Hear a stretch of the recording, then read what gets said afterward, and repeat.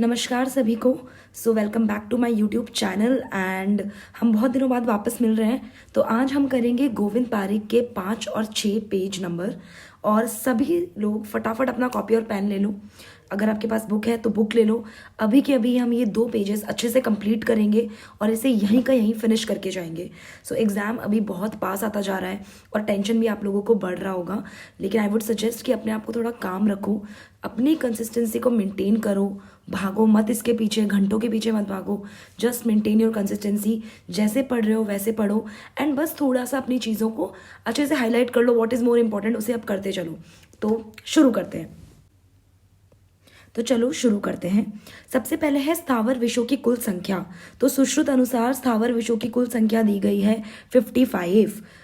चरक अनुसार है 21, भाव प्रकाश ने दी है 9 और असार्णव अनुसार है 5। तो ये अच्छे से दिमाग में बैठा लिया। अब हम नेक्स्ट पढ़ते हैं विष के अधिष्ठान। तो विष के अधिष्ठान हमारे पास बताए गए हैं। स्थावर विष के होते हैं 10 और जांगम के होते हैं 16। तो यही एग्जाम में क्वेश्चन बनता है, वेरी वेरी इंपॉर्टेंट है। ये याद रखना कि विष के अधिष्ठान होते हैं स्थावर विषयों के 10 और जांगम के 16। चलो आगे बढ़ते हैं। हम देखते हैं स्थावर के 10 कौन कौन से बताए गए। स्थावर के 10 बताए गए मूल पत्र फल पुष्प त्वक क्षीर सार एव च निर्यासो धातवश्चैव कंदश्च दशम स्मृतः। ये याद रख लिया। मेनली हमारे लिए नंबर याद रखना ज़्यादा इंपॉर्टेंट है। जांगम के दृष्टि है, निश्वास है, दंष्ट्र है, नर है, मूत्र पुरीश शुक्र लाला आर्तव मुख समधमश विष अर्दित तुड़ा अस्ति पित्त शूक शव नीति। तो ये सारी चीज़ें जो हैं ये आ गई हमारे पास में जांगम के। अब देखो विष के गुणों की बात करते हैं। तो विष के गुण हमने याद कर लिए कि चरक और सुश्रुत बताते हैं 10, वाग्भट बताते हैं 11। पहले ये 2 नंबर याद रखो। अब चरक और सुश्रुत और वाग्भट के एग्जैक्टली सेम है, बट डिफरेंस कहाँ कहाँ पे है हमें वो हाईलाइट करना है और वो याद रखना है। तो अगर आप देखोगे यहाँ पे, ये देखिए ये टेबल अगर आप देखोगे तो आपको समझ आएगा कि हमारे पास में चरक और सुश्रुत के एग्जैक्टली सेम है। आप चाहो तो नोट डाउन कर लो, ठीक है। चरक और सुश्रुत के एग्जैक्टली सेम है, इवन भागभट के भी सेम है। डिफरेंस क्या है? चरकाचार्य बोलते हैं अनिर्देश्य रस। तो क्वेश्चन आता है अनिर्देश्य रस किसके अनुसार कहा गया है? चरक अनुसार। सुश्रुत बोलते हैं अपाकी। एक उन्होंने कौन सा बताया? एक और, दैट इज अपाकी, एक और गुण बताया है। वाग्भट आचार्य बोलते हैं एक तो विषम पाकी एंड अव्यक्त रस। तो यहाँ पे ये डिफ्रेंसिएशन बहुत इंपॉर्टेंट हो जाता है। अनिर्देश्य रस बोला है चरकाचार्य ने, अपाकी बोला है सुश्रुत ने, और वाग्भट ने बोला है विषम पाकी एंड अव्यक्त रस। चलिए आगे बढ़ते हैं, ठीक है। तो ये हमारे पास में इनके टाइप्स हो गए। अब षाडंगर अनुसार 8 हैं, जिसके अंदर हमारे पास में हमें देखने को मिलते हैं दैट इज व्यवायी, विकासी, सूक्ष्म। अब देखो अगर विष रहेगा तो वो कैसा रहेगा? कॉमन सेंस की बात है, छेदी होगा, छेदन करेगा। मदा वह होगा, आग्नेय, आग की तरह जल्दी जल्दी फैलेगा। जीवित हर, जीवन को हरने वाला होगा। अब 8वां इंपॉर्टेंट पॉइंट यहाँ पर आपको देखने को मिलता है दैट इज योगवाही। तो योगवाही कौन से होते हैं? योगवाही जो कि एक अनुसार चलते हैं, दैट इज योर वायु एंड मधु। वायु और मधु को कहा जाता है योगवाही, जबकि योगवाहिनी हम कहते हैं पिप्पली को। तो ये इंपॉर्टेंट पॉइंट हमने नोट कर लिया। योगवाही किसे कहा? वायु और मधु को। योगवाहिनी किसे कहते हैं? पिप्पली को। चलिए आगे बढ़ते हैं। देन वी हैव सर्प के भेद। अब सर्प के भेद चरक आचार्य जो है वो हमारे पास में 3 बोलते हैं। कौन कौन से? दर्विकर, मंडली और राजिमान। दर्विकर, मंडली, राजिमान। और इसके अंदर उन्होंने दोष भी बता दिए कि दर्विकर वात हो गए, मंडली वाले पित्त हो गए और राजिमान वाले कफज होते हैं। तो ये भी हमने नोट डाउन कर लिया, ये भी हमने समझ लिया इजीली इसको। वहीं पे सुश्रुत आचार्य बोलते हैं कि सर्प के भेद उन्होंने कितने किए? 5 कर दिए। उन्होंने क्या बोला? दर्विकर, मंडली, राजिमान, निर्विष और वैकरंज। अब इसे याद करने की ट्रिक देख लो। सबसे पहले दर्विकर का वर्ड हमने याद कर लिया, दैट इज 26। मंडली, मंडली देखो, मंडल क्या होता है? मंडल एक तरीके का आर्ट है। तो 2-2, जैसे अगर हमने 2 रिंग बनाए तो एक आर्ट बन गया ना। सो हमने याद कर लिया 22 किसका हो गया? मंडली। हमें क्या है? पहचानना है। हमें एग्जाम जो है वो पहचानने की परीक्षा है। तो वहाँ पे हमें चीज़ों से, ट्रिक से फटाफट हमें याद आ जाता है। हमारा टाइम 10 सेकेंड 15 सेकेंड बच जाते हैं। तो मंडली आपके पास हो गए 22। राजीमान, अब राजा है, राजीमान का याद रख लो, राजा है, राजा हमेशा 10 नंबर पे रहेगा। राजा को तो 10 में से 10 नंबर मिलेंगे, तो 10 हो गए राजीमान, ठीक है। निर्विश कैसे याद रख लो? जलोका अपनी दोनों मिला के कितनी होती है? 12, 6 और 6, तो निर्विश कितने हो गए इधर? 12। और व्याकरंज को याद करने का ट्रिक क्या है? देखो व्य के ऊपर 2 मात्रा और र के ऊपर 1 अण की मात्रा, तो ये हो गई हमारी 3 मात्राएं, तो इसलिए कितना हो गया व्याकरंज? 3। तो आई होप ये आपको अच्छे से क्लियर हो गया होगा अभी तक, ठीक है। तो ये इजीली हमें समझ आ जाना चाहिए, ठीक है। दर्विकर हो गए हमारे पास में कितने, दर्विकर हो गए हमारे पास में 26, मंडली हो गए 22, राजीमान हो गए 10, निर्विश हो गए 12 और वैकरंज हो गए 3। चलिए आगे बढ़ते हैं।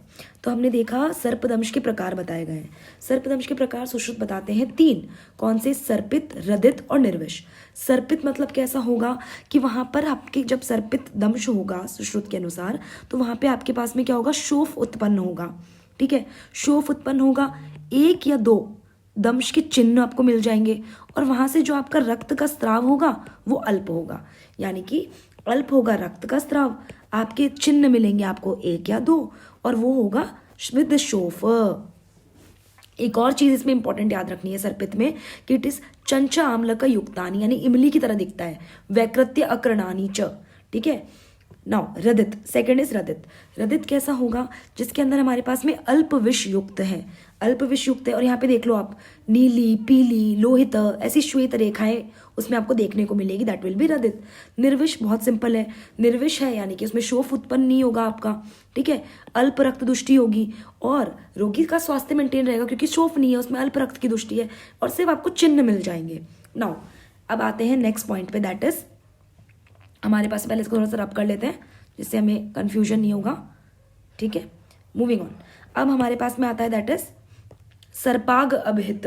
सर्पाग अभिहित का मतलब क्या होता है कि कभी कभी क्या होता है कि जब सांप का ऐसे छूके निकलता है लेकिन व्यक्ति इतना डर जाता है कि उसको पीड़ा होती है, उसको शोफ उत्पन्न हो जाता है, शोथ उत्पन्न होता है। तो ऐसी स्थिति को जो है हमें क्या बताया गया है? सर्पाग अभिहित बोलते हैं। और इसी को चरक आचार्य जो है वो शंकाविष की संज्ञा देते हैं कि इसको क्या बोला है? शंकाविष। क्या बोला है आपके पास में? इसको बोला है शंकाविष, चरक आचार्य ने। तो आई थिंक ये भी आपको क्लियर हो गया होगा। अब सर्पदंश के प्रकार आप देख सकते हैं यहाँ पे वाग्भट जी ने 5 बताए हैं। कितने बताए? 5। कौन से? तुंडाहत, व्यालीड, व्यालुप्त, दष्टक, दंष्ट्रा निपीड़ित। पहले तो देखो क्या याद करेंगे, पहले हम यहाँ याद करेंगे कि तुंडाहित, व्यालीड ये दोनों जो हैं साध्य होते हैं, ठीक है।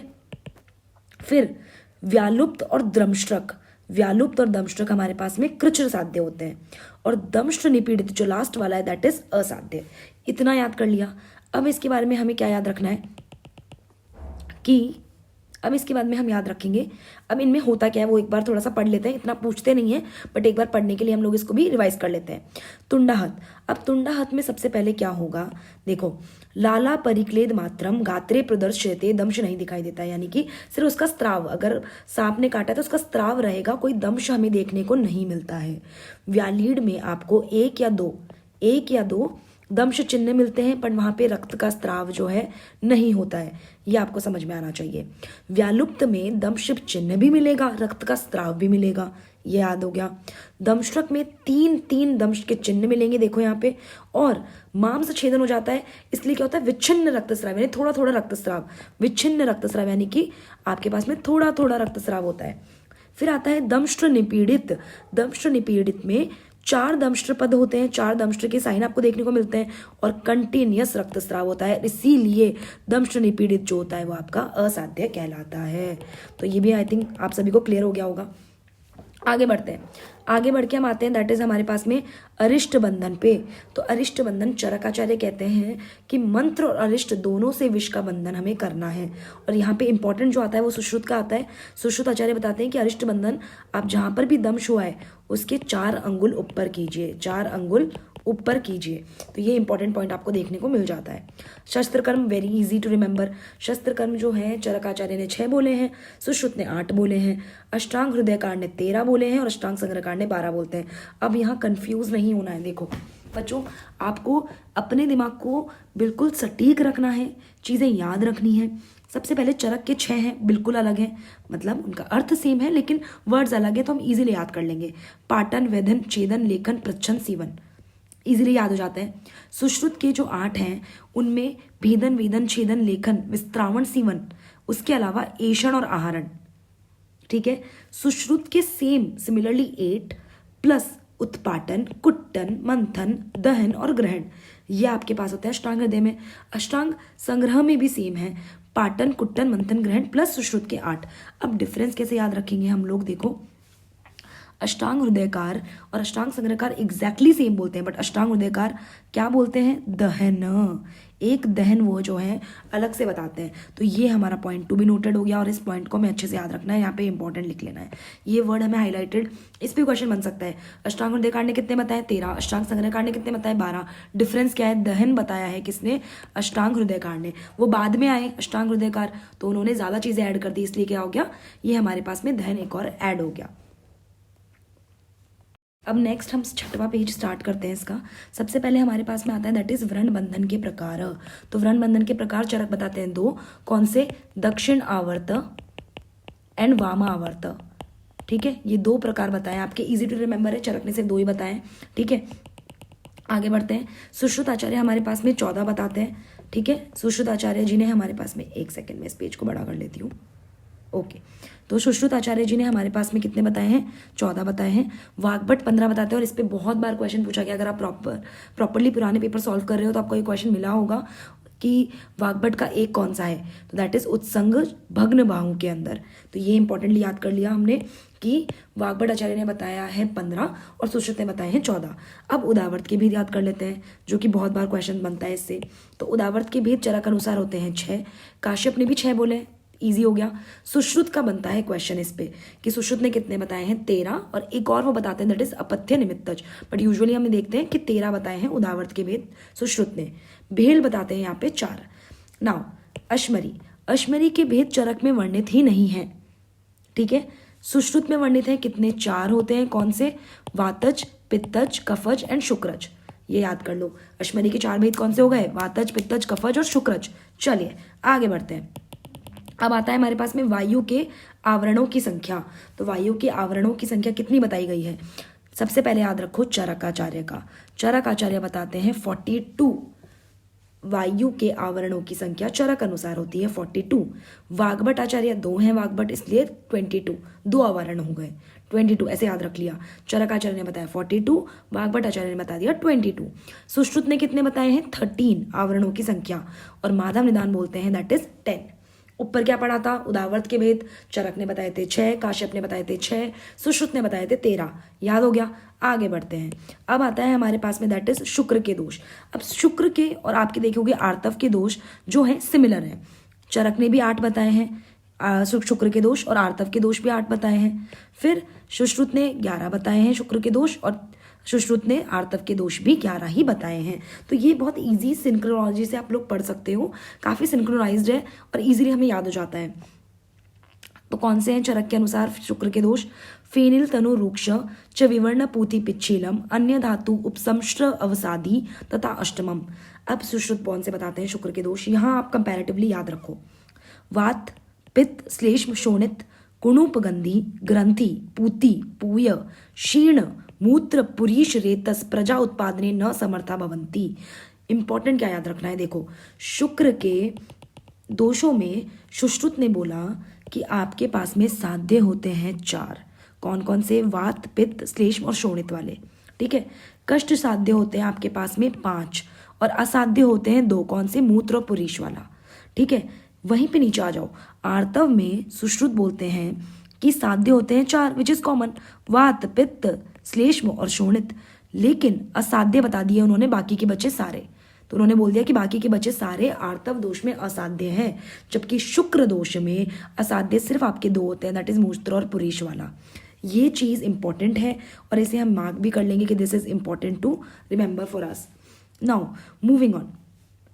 औषध सेवन के काल सभी को याद रहते हैं, बहुत ईजी हैं याद करने के लिए, कि चरक, सुश्रुत और काश्यप बताते हैं 10, अष्टांग संग्रहकार में 11 बोले गए हैं, निशा को बोला गया है, और इंपॉर्टेंट क्वेश्चन जिसके बनता है वो है हमारे पास में शाणंगधर का, जिन्होंने हमें बताया कितने, 5 बोले हैं औषध सेवन काल शाणंगधर ने। चलिए आगे बढ़ जाते हैं।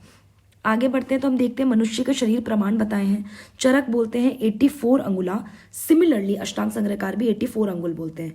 सुश्रुत का 120 अंगुल इजीली याद हो जाता है हमें। बस इंपॉर्टेंट क्या है, आप कंफ्यूज मत होना अष्टांग संग्रह और अष्टांग हृदय में। अष्टांग हृदयकार बोलते हैं कि खुद का ही स्वहस्त 3.5 स्वहस्त जो रहेगा दैट विल बी योर शरीर प्रमाण, और संग्रहकार जो पहले आए थे पुराने हैं उन्होंने बोला है, एक उन्होंने अंगुल दे दिया, 84 अंगुला, जबकि अष्टांग हृदय ने थोड़ा सा और टेक्निकल बताया कि आपका ही 3.5 स्वहस्त रहेगा। तो ये इंपॉर्टेंट याद रख लेना। चलिए आगे बढ़ते हैं, हम बढ़ते हैं शौर कर्म की तरफ। तो शौर कर्म पौष्टिकम वृश्यम आयुष्यम शुचि रूप विराजनम केश श्रमश्रु नखादीनाम कल्पनम संप्रदानम, यानी कि हमें शौर कर्म यानी कि जो हमारे केश हैं, श्रमश्रु हैं यानी कि दाढ़ी है, इन सबको या नख है, इनको टाइमली कट करना या इनकी क्लीनिंग रखना, दैट इज योर शौर कर्म। ठीक है, अभी इंपॉर्टेंट क्या याद रखेंगे कि चरक, सुश्रुत और वाग्भट तीनों बोलते हैं कि 15 दिन में 3 बार आपको अपने बाल कटवाने चाहिए। भेल ने कहा कि महीने में 1 मंथ में 3 बार कटवाना है, और शारपाणी कहते हैं कि 3 मंथ्स में 1 बार। तो इनका काफी टेक्निकल हो गया, जो कि काफी करेक्ट भी था कि शारपाणी कहते हैं कि 3 मंथ्स में 1 बार, भेल कहते हैं 1 महीने में 3 बार, और अपने चरक, सुश्रुत और वाग्भट जी कहते हैं 15 दिन में 3 बार। तो ये भी हमें याद हो गया। अब ये नीचे जो है ये तो बहुत सिंपल है, हमें स्टार्टिंग से पढ़ते आ रहे हैं इस चीज को। त्रिविधम खलु रोग विशेष विज्ञानम भवती तद्यता कौन से हैं? आप्तोपदेश, प्रत्यक्ष और अनुमान। और ये कहाँ देखने को मिलता है रेफरेंस? चरक विमान स्थान के अंदर, कि रोग विशेष को बतलाने वाले 3 साधन कौन से हैं? आप्तोपदेश, प्रत्यक्ष, अनुमान। ठीक है, नेक्स्ट इज षड्विध परीक्षा किसने दी है? देखिए त्रिविध परीक्षा आपको मिली है चरक विमान स्थान, उसका रेफरेंस है, ये इंपॉर्टेंट है याद रखने के लिए। षड्विध परीक्षा आपको दी है सुश्रुत सूत्रस्थान 10वें चैप्टर में, ये यहाँ से वेरी वेरी इंपॉर्टेंट हो गया। इसमें होता है पंच भी, श्रोत्रादि भी, यानी कि श्रोत्र आदि जो अपनी है दैट विल बी षड्विध। एंड एक छठी कौन सी है? दैट इज प्रश्न चिकित्सा, प्रश्न परीक्षा। तो ये सुश्रुत आचार्य ने दी है षड्विध परीक्षा, त्रिविध वाली चरक विमान स्थान से रेफरेंस मिलता है, ये ध्यान रखना है। ओके, नाउ यंत्र की बात कर ले। सबसे इंपॉर्टेंट, हस्त इस प्रधान यंत्र, नॉट प्रधानतम, ये गलत लिखा है यहाँ पे, से आप लोग इग्नोर करो, इस चीज पे फोकस करो। प्रधान यंत्र हमारे पास में होता है हाथ। ठीक है, यंत्र की संख्या सुश्रुत बताते हैं 101, अष्टांग हृदयकार बताते हैं 106। आगे हम डिटेल में पढ़ेंगे इसे आगे वाले पेजेस में। फिर ये परिभाषा दी है कि शल्य क्या होता है? जो मन और शरीर को बाधा करनी, जो बाधा पहुंचाता है, और अहरण उपाय, उसको बाधा को हटाने का उपाय जो है उसको हम बोलते हैं दैट इज यंत्र। तो यहाँ पर हम 5th और 6th चैप्टर कंप्लीट करते हैं। आई होप आप सबको बहुत अच्छा लगा होगा, और अगर आपको अच्छा लगा हो तो kindly subscribe to my YouTube channel, and I wish you all the best for your exam. अच्छे से कंसिस्टेंटली अपने एग्जाम के लिए पढ़ते जाइए, ज़्यादा टेंशन मत लीजिए, कीप पेशेंस, बी काम, और फोकस रहिए अपने गोल के प्रति। एंड आई विश कि आप सभी, जो भी आपका ड्रीम कॉलेज है या फिर ड्रीम ब्रांच है, वो आपको मिले। And I wish you all the very best. और आपको मेरी वीडियो अच्छी लगी हो तो please kindly subscribe to my channel. Thank you so much.